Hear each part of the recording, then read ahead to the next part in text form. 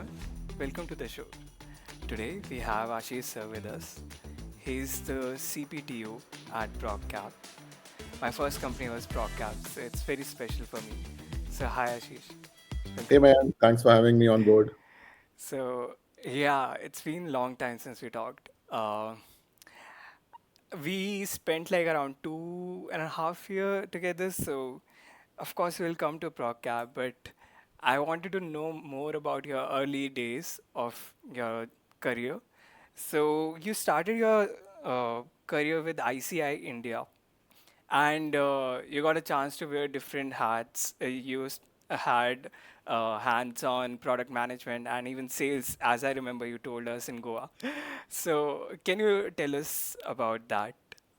Yeah. So I've had the great pleasure of getting jobs that I was never qualified to do, and that's been the story of my life, in a nutshell. So I started my career as a chemical engineer. That is what I graduated as, and immediately I was given a product management job. In those days, management was management, so you had to have an MBA, and I was the only non-MBA in that entire group. That's how it started. And ICI India, and you'll know some of the popular brands like Dulux that get advertised. That's the company. Yeah. Uh, it is a British FMCG, so there was a lot of training focus and rotation focus, and they had long-term career planning. So I started my career as product management, did 2 years of sales. So I was a chemical engineer, not qualified to do product management, then a product manager, not qualified to do sales, then a sales manager, not qualified to do Six Sigma. And then after 6 7 years, somebody came back and was starting a company, and I mean, from social network, I just kind of Mhm. he approached me and we had a conversation. And that's the first day I went into Google and kind of typed what a startup was, because I had no clue. I belong to the corporate world. Yeah. I thought this is interesting, something very different. So again, I joined that company. Then I joined my friends for 6 years, where I was more of a product guy. But Mhm. then the typical this was an IT operations company, so the typical journey of you know client is asking for something, delivery is not happening, client is shouting. So at some stage I went back and said that, look, this is not working for me. Give me the entire team end to end. I don't Mhm. know how technology works, I don't know what tech is, I don't know what code is. And this was way back in 2008. Yeah. Right, and I still remember my first project, which is the clients were shouting at something, and the bug wasn't getting solved. And I said, yeah, look, guys, can you at least show me what is the problem? And that's the first time I actually saw the first line of code. Amazing. And that's how I got into coding, by the way. Right? It was very, very accidental. It was never a plan. And then I loved that world. I just loved the whole power that tech and coding was bringing. It was good fun. It was very, very, like, every time you're solving problems, building algorithms. So you're actually doing something interesting every single day. And I think that's the world that I completely got enamored by and stuck Yeah. to it. And then of course there are a few switches. I was with PolicyBazaar for 4 to 5 years, during a very interesting time, from 2015 to 19, which was a time when they grew from about $200 million valuation to about a $2 billion valuation. So it was a good journey, growing with that journey, learning from that journey, the ups and downs of that journey. Because I done much smaller setups till that point. Yeah. PolicyBazaar was suddenly a much larger setup, which actually scaled from something like 1,200, 1,400 people to about 8,000 people during that Amazing. stretch. So it was a very interesting experience. And then, of course, ProcCap happened thereafter. So yeah, it's been an interesting journey. Every time you get to learn something. So from from chemical engineering to product to sales to project management to startup to technology to domain-based technology like insurance, now domain-based technology like lending. I've never done lending before, PropCap. So I think it's been good fun, good interesting. At least there's been no lack of excitement through this journey. Amazing. So it's really interesting to know like your career and how you started from a completely different field and then switched to, tech and eventually amazing founder and CTO, CPTO and everything. But like if you could tell us a bit more about your early shift from corporate world to a startup, because you mentioned that it was 360 flip because of course people were shouting at you and everything. So like previously I talked with the CTO of Sciency. So he started just from his college. So he never had that kind of experience of corporate world. So maybe it was a bit easier for him to start in startups and all. But how do you see someone who is coming from a complete corporate world and then trying hands on a startup world? So how do you think one should start and one can achieve that? Yeah, Yeah, it is actually a very very big migration, right? yeah, Because in startups, and give you a perspective, right? It all is about ambition. hmm, When I was with ICI, right, the ambition was growing 12%, 14%. If you yeah, grew in double digits, you were a rock star. Right, you got felicitated. So like in my Delhi sales stint, yeah, I think I grew some 11%, and you get felicitated at 11%. And you then comes the startup world, which is talking about 300, 400, I don't know what numbers of growth. And therein lies the challenge, because with the growth, if you're growing only 14, 15% year on year, then you hmm, do 95% things exactly the way you did last year, and you do 5 6% things new, right? A new product, maybe three new products will get launched in the year. Maybe you launch one new initiative, maybe you'll train your people better in one HR training mechanism. So you actually stick to the basics and you change a little bit so that you do a little better than last year. Startup, the hmm, world changes completely, because every year you're trying to do something dramatically better. So in some sense, you sometimes disrupt what you did last year, and do something new. You've seen all the model changes, like quick commerce is the talk of the town these days. But if you look at a company like Blinkit was never into quick commerce, right? Zepto is yeah, the only quick commerce native company that is doing quick commerce. Everybody else has adapted, right? yeah, Now imagine Blinkit building what it was building, and then completely revamping it to a quick commerce model. So you've actually disrupted everything you've built for uh, 5 6 years, I want to say, maybe more for Blinkit. But you've completely disrupted what you've built, and you've built something new. Now that is not easy to handle for a guy who comes from corporate. In corporate, you're expected, you'll have a role, you'll have role clarity, there'll be a support system, everybody knows their job because they've been doing it for years.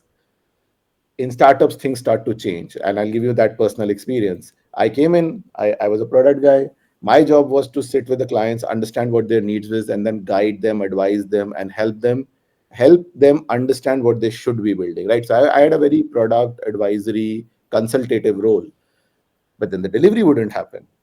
And I didn't have the luxury of sitting back and saying, look, not my problem, yeah, right? Which I would have done in a corporate, right? In a exactly. corporate, in a corporate, if the manufacturing unit did not manufacture, you'd probably say, look, what can I do as a product manager? They couldn't manufacture in time, so the sales are not going to happen. I mean, what do I do? There's nothing I can do. Yeah, uh, which is a safety net, but it is also very boring at times, right? Everything has two sides to a coin, right? But in a startup, when the delivery wasn't happening, I didn't have a choice, right? Delivery had to happen, because if the clients didn't pay, then the company would be in deep trouble, right? It wasn't yeah, 5% change, that was probably 20 25% of the revenue. It could make the difference between profit and loss, right? So yeah, then I had to take up that challenge of saying that, look, just give me all the development team, I'll figure this out. I had no clue how to do it, by the way, right? I'd hmm, never seen a line of code. But you don't have a choice, because you can't true. fail, right, at that activity. So then you say that, look, whether I'm qualified to do it or not, whether I'm capable to do it or not, whether people want me to do it or not, none of this matters. That shit just needs to be done. And if nobody else is able to do it, then I'll put my hand up and do it. And that's Yeah, kind of the journey. And it takes a lot of, it has its highlights because it's super exciting. yeah, But it also has its low lights, because everything is anarchy, right? yeah, If I am going to the dev, imagine if I am going to the dev team and saying, look, I'll take over your role and I'll now be guiding you.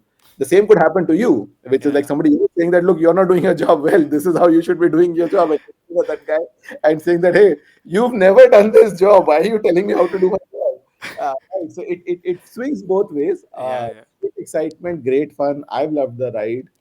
And which is why I've always stayed in a startup thereafter. But it's a big transition. It's a very very big transition. yeah. Amazing. So one thing which we know is that you, in your early days, you founded few companies and you exited uh, very quickly. I think one was for 6 months stint, I guess. And so when someone start a company, the natural habit is that you stick to it and you think that this is the $1 million idea and you just want to continue it. And sometimes people don't realize that when to exit, when to switch, or how do you. So, how do you exactly take these kind of things? How do you process that? Okay, this is the time that this idea which I was working on is not something which is exciting me anymore, or maybe not the ideal one. So, how you transition from one startup idea to another in your early days? So, how can you? Not just startup. I'll ask you. I'll answer that question generically. Firstly, there is no right answer. Yeah, yeah, There is no right answer. There is no magic wand. There's no magic guidance, principle, management theory that will help you through this. I think everybody has to figure out on this own. The advice I give anybody who asks me, and this is a question that comes up fairly frequently given my profile, yeah, which is a complete anarchy of things that I've done in my life. This question comes in very frequently saying, look, how do you decide? How do you decide to switch? I think you've got to look instead of outside. People go to theories, managements, advice, guidance, counselor, and all of that is great. But I think I prefer looking in. I prefer introspecting and figuring out who you are and what matters to you, and working according to that. So there's never a good theory. Now, for me, I like living my life. Right? mm-hmm.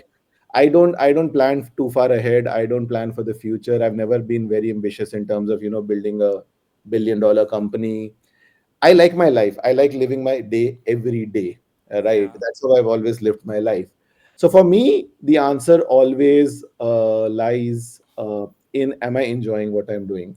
Forget the success, forget the financial rewards, forget the non-financial rewards. All of those are great. I'm not saying they're not relevant. They're yeah, very relevant. But am I enjoying my everyday? And whenever that answer switches to no, the choice is automatically made for me. yeah, Right. So I think at any point when I felt that, look, I don't like waking up in the morning, or when I'm in the shower, I'm not thinking of five exciting ideas, or yeah, when I'm going to bed in the evening, I'm saying to myself, yaar, aaj maza to bahut aaya. If that stops happening, my decision happen very quickly. And that's why you'll see that I have a swing. I have three stints that are 6 years, yeah, which is most of my career. exactly. And I have three stints that are like 6 months, 1 year, uh, right? Which those. So I think you just figure out that if an org is the right place for you, if you're having fun. For me, but I've Exactly. seen the reverse, and I would like to mention that as well. I've seen the exact reverse, where this amazing founder I spoke to, Mm-hmm. and I asked him that question, and we were just having a casual conversation over dinner, and the conversation steered into how have you survived that long in that startup with all its ups and downs.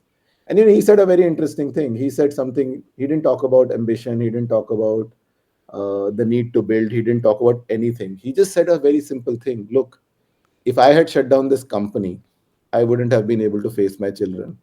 I wouldn't have been able to sit with them on dinner and then actually show my face to them saying, look, I couldn't do this. I quit. And he Yeah, just said that it didn't matter to me how long it took. It didn't matter to me if it happened. Quitting was not a face I could show to my children, not to the world, not to anywhere else. So he said that the biggest reason I'm still here today yeah, is not because I believed that I could turn it around and make it a success. It is that I never wanted my children to look at me as a quitter. Right, and that's exactly opposite of what I just said. yeah, You and he obviously then went on to do great things. Phenomenal industry leader now. Right. What I'm trying to advise is, there's exactly. no one style. I mean, it's very easy to look at someone and say that, look, hey, that guy did this, so let me also do this, and that guy was very successful or happy or whatever your benchmark is. But I think the answer needs to come from within.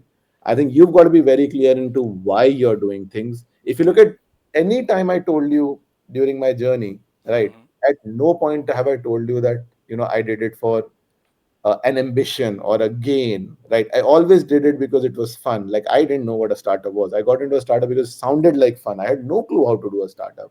Yeah, All right, same for tech. Tech, of course, was a bit of a fun, but as much a pressure to do it. Yeah. uh, that was a change. So I think you've got to be very true to yourself, and that's the most difficult part. There's so much noise around you with your parents, your family, your colleagues, your teachers, what you learn on the internet in the social media age. There's just so much advisory happening that Exactly. sometimes in the noise you forget who you are. My advice always remains stay true to who you are, and I think the answers will come a little bit more easy than they do if you don't stay true to who you are.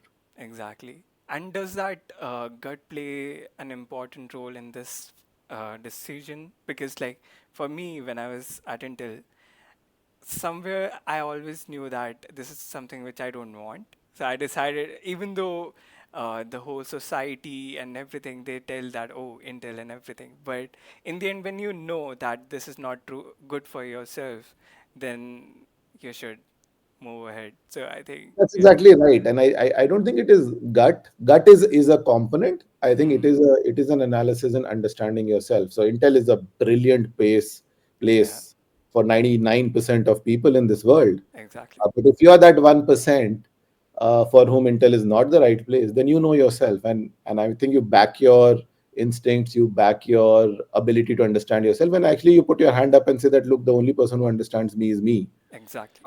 And I think that comes in. Guts do come in, instincts do come in, but I think the biggest one is knowing yourself, Exactly. which is much tougher than it sounds. Yeah, true. So we talked about your early days and then your startups. Then again, you had HealthKart as well, right? We didn't mention it. That is again a really good company. Muscle Blaze and these kind of products comes out of HealthKart. So I think yeah, that is also. How long you got a chance to work there? I Uh, think my health cart was very interesting. It was between friends, so we knew each other very well, uh, and it was a very small stint. It was about a 7 8 month stint. okay. Okay. HealthKart was going through a transition at Hmm. that point. So they were transiting from being this health tech driven, e-commerce driven generic health platform Hmm. to a manufacturing driven supplements and what all and energy supplements and your protein shakes and all of those products, Exactly. right? They do a lot more now than in those days. So they were shifting from e-commerce, which is tech driven, to manufacturing that was much more physical. Uh, and that transition was happening after I joined, right? Yeah. And somehow that was not a transition I wanted to be a part of. Hmm. And honestly, from a company perspective, that's not a transition I would have added a lot of value to, Yeah. and hence it wasn't a very long stint. Still a very interesting stint. Seeing going to manufacturing units, figuring out how that works. So an interesting stint, but a very small one because I just felt that it's going in a direction that I don't want to go in. Yeah. By that time, I was very clear that I wanted to stay in this whole tech product work world. Yeah. Uh, if that wasn't the most important function of the company, then I didn't want to be there. Exactly. So you saw one of the most amazing transition as well at PolicyBazaar. So exactly you told that it grew from, I guess, 500, 700 employees to Maybe 1,000, 1,200 when I joined. okay, and then it grew over, yeah, 1,000.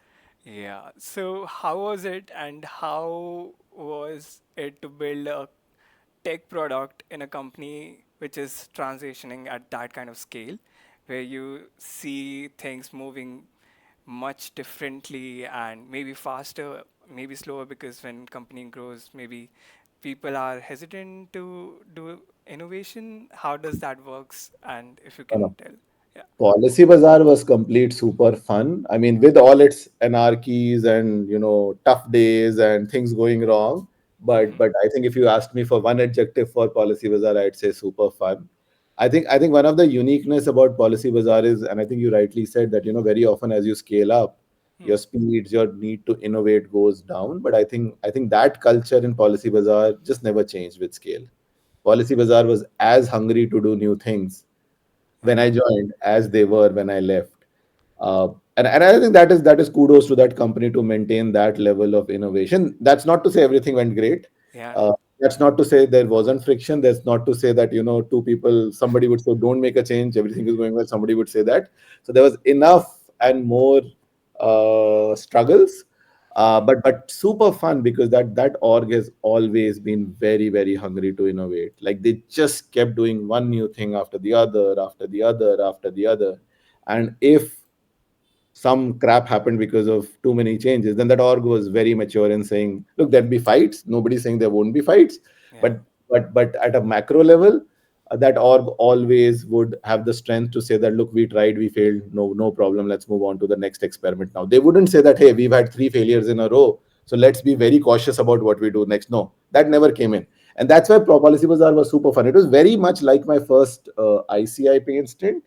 I started as head of life, product head for life rather. Then I became the product head for everything. Then the tech head for product and tech head for everything. Then I became also the digital marketing person. And I'm talking about a 40 crore budget. And I had Yeah. never done digital marketing at that scale. I had done digital marketing for my own startup where I had probably a 10,000 rupee budget a month. Right. So 10,000 rupees to 40 crores was a real big swing, and I had no qualifications to do that. So I think it's just PolicyBazaar is one organization that just knew how to keep betting on itself, um, and I think that made the journey super fun. Amazing. So you transitioned, so you had a really long stint at Policy Bazaar, then you spent time at Max Poop as well, right? But Yeah. after that, you moved to Fintech. So how was Progcap and how did it happen? So if you can tell us about that. Yeah, actually, PropCap is interesting because it is the most standard story in my life. PropCap is the first time that I have ever made a resume that some HR consultant had picked up and approached me. Till now, throughout my career, I have never made a resume. So I Yeah. made my first resume. In fact, it was very interesting. Policy Bazaar was actually the first time I made my resume. Mm-hmm. But that was when after I had joined. So when I had joined Policy Bazaar, the HR had said, "Yeah, as a formal process of documentation, we need your resume." I had to make the resume after joining Policy Bazaar. Till that point, I had never really made a proper resume. The first time I actually made and used a resume was actually Procap. Yeah. So I was like looking out, and I made myself available. And then there was this HR consultancy that reached out to me, and that's how it happened. So it happened in the most formal, Formal. structured manner, which was quite surprising when you look back. But that's how it happened. Amazing. So I was really lucky to, work under your guidance, and my first years were spent with ProCap. And I don't think like I would have grown this much if I was in a typical MNC company, which I actually left to join ProCap. So I'm really happy to do that, and it's really great the way you balance depth with the innovation, because you never let the current flow stop and you always let the innovation happen. So how you actually manage to do that, if you can tell us a bit more about No, that. firstly, thanks for the kind words. It's always people always look up to their bosses and see look for good comments. But for us, it's very heartening when somebody as young as you comes in and says that they had a good experience. That means my day is made. So very happy with some of your comments. Thanks. I'm not sure if all of those were true, but It at least was. I get those compliments, right? Uh, Coming back, look again. I don't think there's much to discuss there. Businesses need to run. Yeah. Right? Businesses need to run. If you don't make your money, how do you survive? But at the same time, the ambitions are need to be very high. So if you don't innovate, how do you look at that three-digit growths? Right, two-digit growths are almost looked down upon in this world. Right. So I think that's it. You don't have a choice. I mean, it's not like me taking any decision. It's not Yeah. me managing or me being strategic or me having a vision. There's no option. You have to Exactly. continue to do your month-on-month P&L, but you also have to build enough so that your 12-month later P&L is double of what it is today, at least double of what it is today. So unfortunately, or fortunately, more fortunately than unfortunately, you don't have a choice. It's not. It may come across as strategic thinking. It may come across as something I'm thinking and doing. It's not. It is force. by force. I just have to ensure that the machinery is running at the time the innovation happens. And I think that's where team culture, team building comes in a lot. I think that's the only thing that, transparency and educating people as to why you're doing what you're doing is the only trick to the game, so that if people understand, then then they also participate in it. Otherwise they get frustrated. In the 10 a.m. scrum, you said, fix the yesterday's issue, and at 3 p.m. you're saying what happened to that new project launch. It's not an easy world to, it's not a steady, comfortable world Yeah. where you even know what is expected from you at the end of the day, but you just try and build that transparency around things so that people know what's happening, and that's pretty much the only thing that you can bring to the table.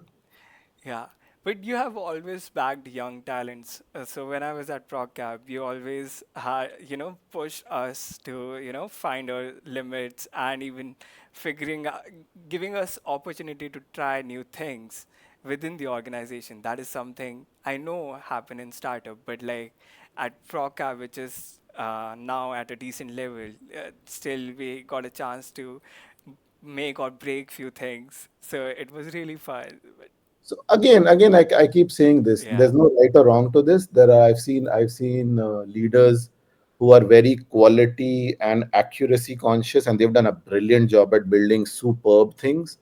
Uh, I go on the other side, which is I would want more speed, energy, more things to be tried.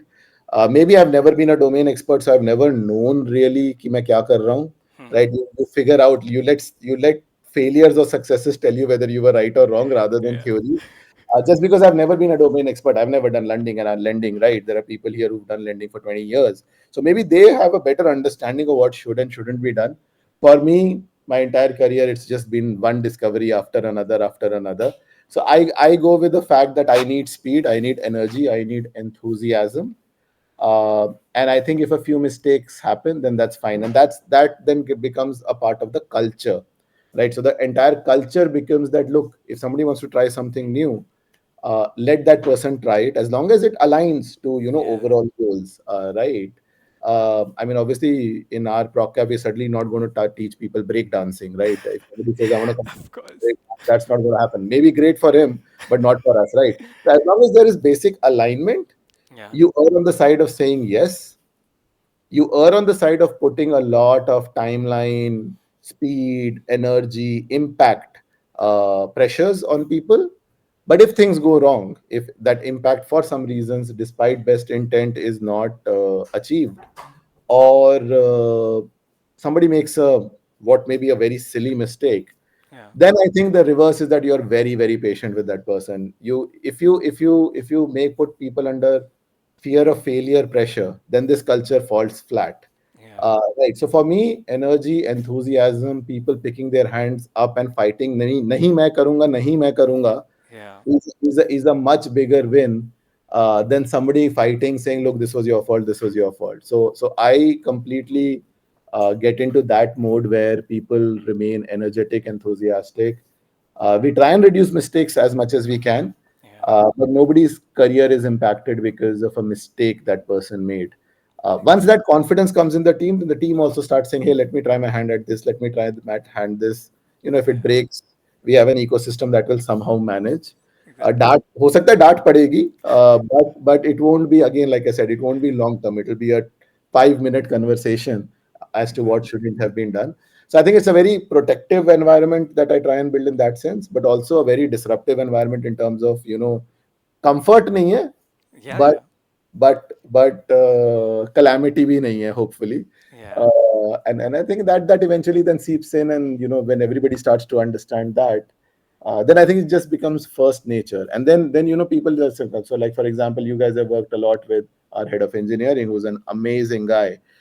His ability to train people is just next to none. I keep making the joke that that guy actually he's running less engineering and he's running more a college, because he's been responsible for getting these young people, giving them an Yeah. environment where they feel comfortable, confident, training, grooming them.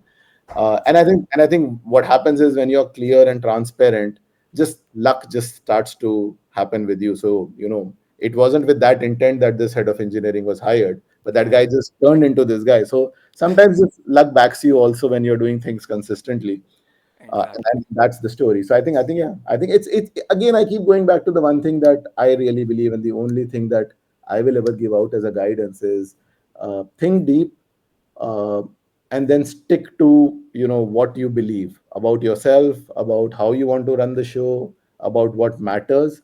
And I think as you are transparent, clear, and consistent, what Yeah, happens is that the right people start to align with you. The people who are consistent with you start to align, because when, as you are saying, if you're having a beer with your friends in the yeah, evening, there'll be two people who'll say, yeah, Procap is the right company for you, you should go to Procap, and three people you'll probably say, you don't go to Procap. yeah, A disaster for Procap, or a disaster, Procap will be a disaster for you. So then you start getting the right kind of referrals, the right kind of people joining in, and then it just becomes a rolling machinery that becomes very easy.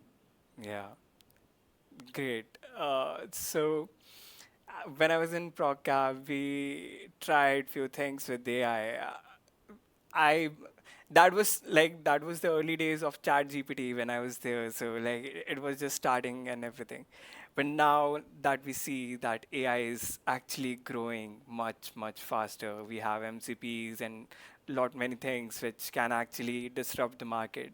How do you see AI integrating with the current products which you have? And how do you see utilizing AI in much better way, because we all have access to AI and LLMs and everything, but the correct way of using, I don't think there's a correct answer to it, but still, what is your approach to it? Like, how should one uh, use and utilize basically these LLM models to make great products, maybe? AI is a very interesting play right now, because the challenge is exactly reverse of what you're saying. The challenge is not how to use AI, because Yeah, literally it feels like AI can do everything. yeah, The challenge has now become what to say. Hey, we won't use AI for this. We'll use AI for this. exactly. So actually saying no is becoming a bigger challenge, because obviously because of the hype, the enthusiasm, and the sheer capability of AI. Yeah, So yeah, you go about it in the structured manner again. So now we have a full OKR division, right? We have 7 OKRs clubbed together, clearly identifying how we are going to use API, how we are going to measure, how we are going to know whether it was successful or not. And I think there are people. There's a smallish team that is native to AI now, that only does AI, right? But the larger team then gets the role of adopting some of those solutions in, and making it part of culture. So there's a lot that's happening, as I'm sure there's happening with everybody.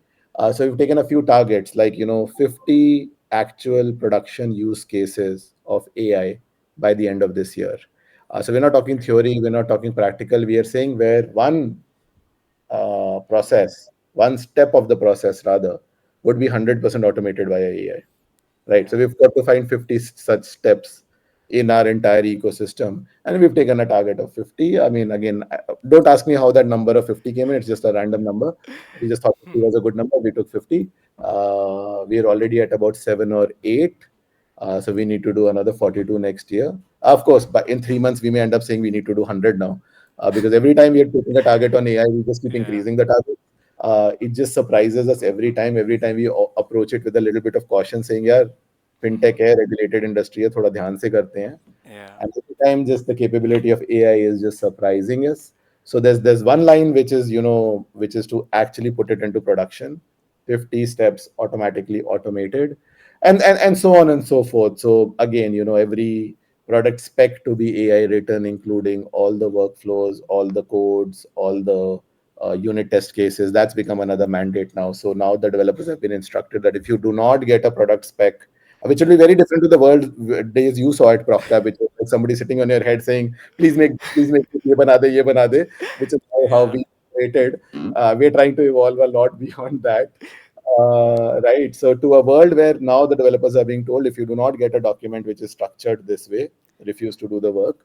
yeah, Uh, right, to automation testing, which I think is fairly mundane and straightforward, so I won't talk too much about it.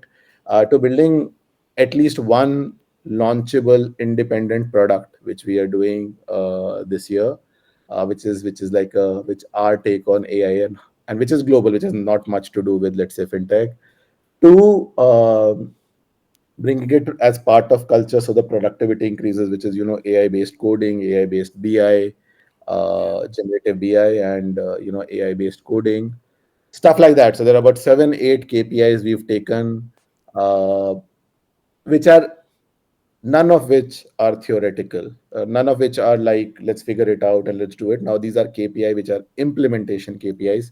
yeah, uh, so all the work that's been done over the last 6 8 months is actually coming into and giving us confidence, because we had our skepticism, because in unlike a lot of other plays like social media, or in fact social media is also not easy these days, yeah, but in a regulated fintech industry, you cannot work with 99% accuracy. exactly. So you need to be very, very cautious of what you're doing. So we all approach this with caution, but I think in 6 8 months, AI has just surprised us with how fast it's evolving, and if you just go deep, how accurate it can be if you put the right measures and countermeasures in place. And I think therefore we are very, very confident. So this year it's all out on AI. As I said, 7 8 KPIs, which I'm sure by the end of the year we'll end up doing 15 16 KPIs, because it's just the surprises are more positive than negative, Yeah, which is very rare, because normally you have negative surprises. You approach with a lot of enthusiasm and then you suddenly find, "Arey yaar, ye nahi ho sakta." true. Which is now not how the story is going. Right. So hopefully, yeah, hopefully, great year for AI.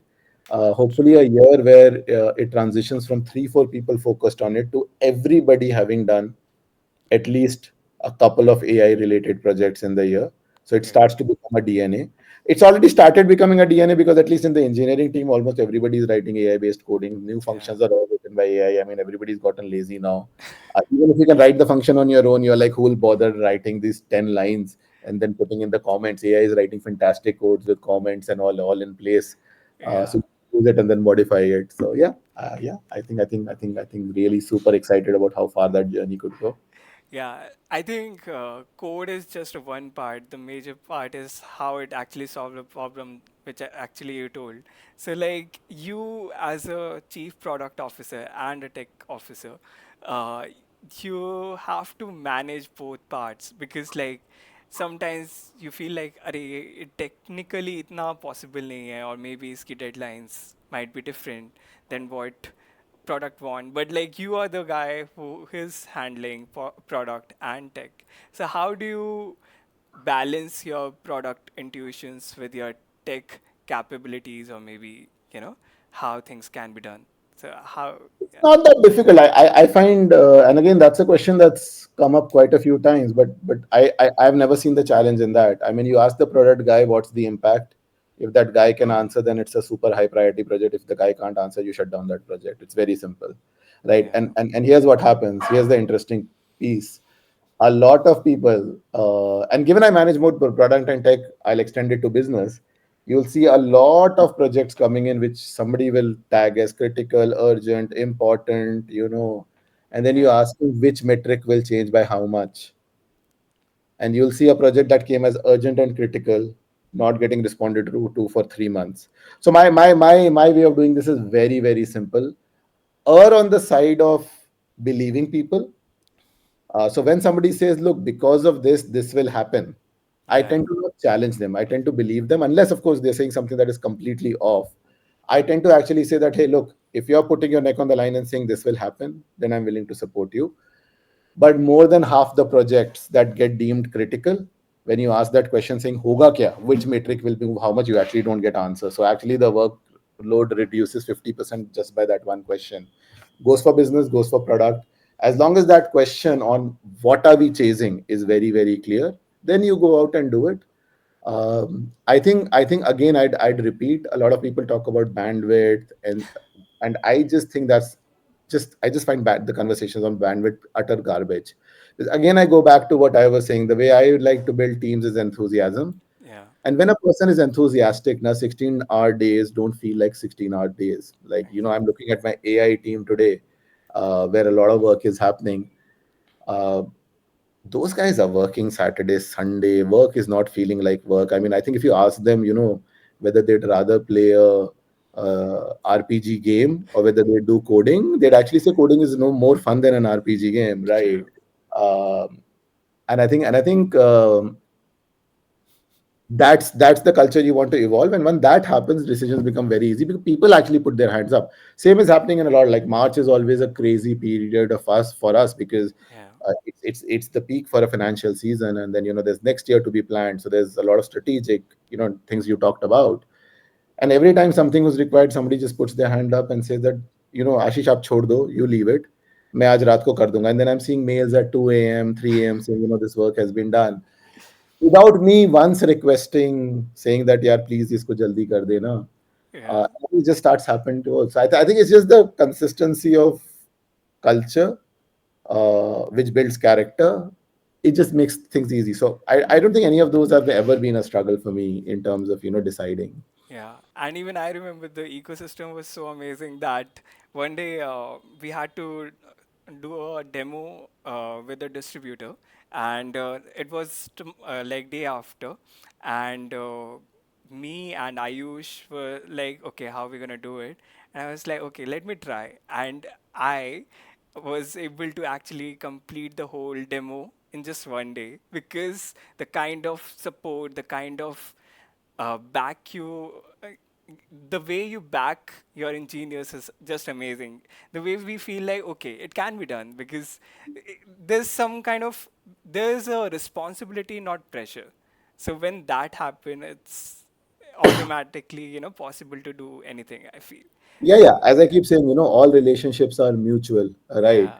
So as much as I'm backing you guys are backing me because I don't have to. Otherwise, I have to spend my entire day figuring out how that will happen, right? And Yeah. I think that just naturally happens when everybody's aligned. People just put their hands up, and that's why I always err on the side of youth and enthusiasm, Yeah. right? Because those people are enthusiastic and they make things happen which others will just say no to. Well, And I think that's the brilliant part about this ecosystem, that everybody just wins in that ecosystem and takes away rich experiences. great. So you have an amazing career. You actually have an inspiring journey. So one thing which we all could take from your experience and one advice, maybe someone who's in their 20s, what exactly would you tell to them? I've already said it five Yeah, times in this yeah, call. Right? It is well, know yourself and stay true to yourself. Don't change yourself for the world. yeah, Uh, there are enough people in this world. You don't have to be popular with 7 billion people. You don't have to make do with 7 billion people. You just yeah, need to find the 50 that are aligned to you. So when you stay true to yourself and you're transparently true to yourself, there will be 50 people amongst the 7 billion people who actually like you for who you are. And that's the ecosystem you want to build. So my advice is dig deep, know yourself, stay true to yourself, surround yourself by people who like you for that. yeah, uh, and I think everything else then just becomes super easy. great. On that note, let's end this episode. Thanks, Ashish, for joining us. Yeah, Thanks, man, and all the best. thanks.